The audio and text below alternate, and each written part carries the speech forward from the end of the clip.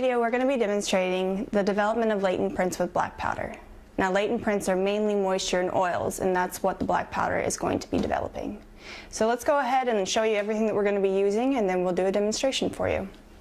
So the tools that we'll be using today for our latent print development are our fiber brush,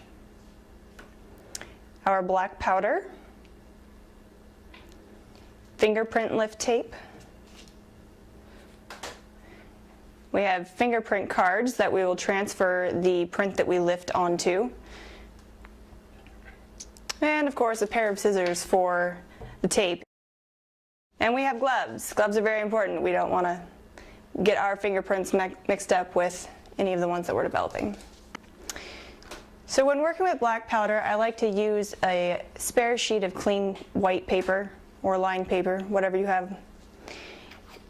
It makes it easier to not get too much black powder on your brush, and it makes for a little bit easier cleanup.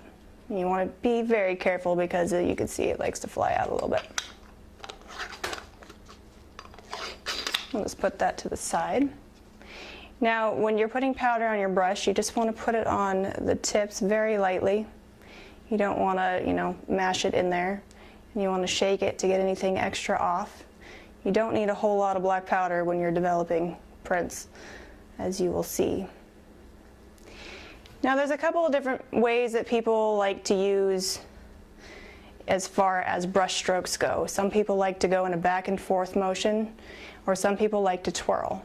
I prefer the twirling method just because I think that it, especially when developing loops and whirls, you kind of get more of an all-encompassing, it gets it on every side of the ridge detail, and I just feel like it turns out a better print.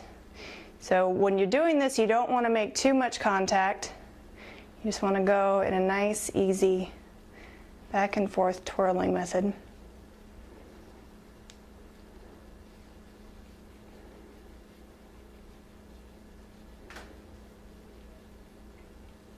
And you don't want to press too hard because you can either smudge the print or overdevelop the print.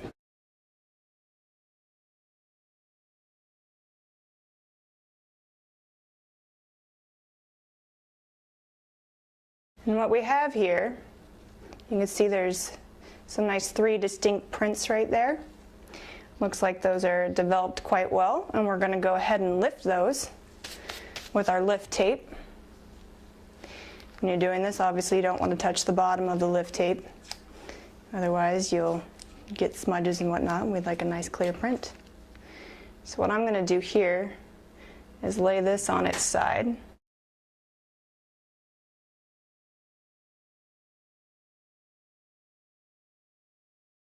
When you're doing this, you want to work from one side to the other so you get a nice clean line without any air bubbles.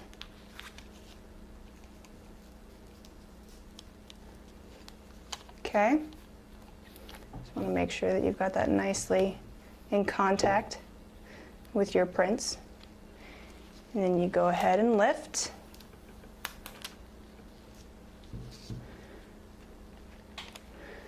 You can see that the fingerprints are present.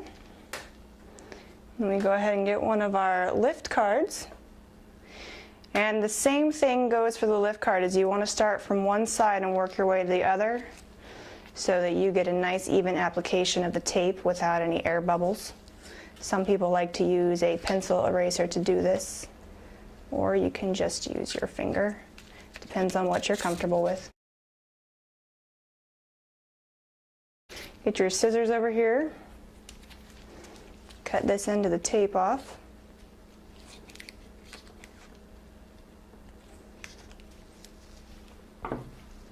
Smooth that down. There's your fingerprints there, and then what you would do is fill out the back of this card with all your information, case, time, date, where you found it. So I'd fill out the information on this jar, put it here.